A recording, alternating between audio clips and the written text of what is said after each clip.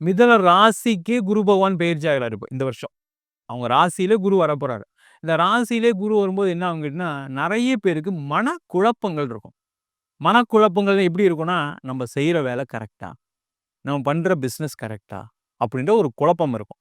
அந்த மாரி குழப்பம் இருக்கு அப்படின்னா, அவங்க அத ஒரு வாட்டி திருப்பி யோசிச்சு, அந்த பிசினஸ் கரெக்ட்டா போயிட்டு இருக்கான்னு பார்த்து, சரியா போகலாம் மாத்திக் கொள்ளக்கூடிய ஒரு அற்புதமான வருடமா இருக்கும்.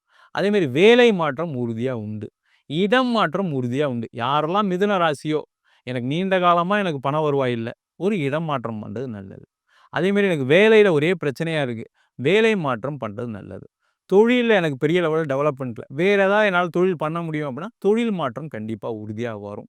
அதேபோல குருவுடைய பார்வை 5ஆம் இடத்துல உள்ளதுனால, நீண்ட காலமாக குழந்தை இல்லாதவர்களுக்கு, குழந்தை பேறு கிடைக்கக்கூடிய ஒரு அற்புதமான வருடமா இருக்கும்.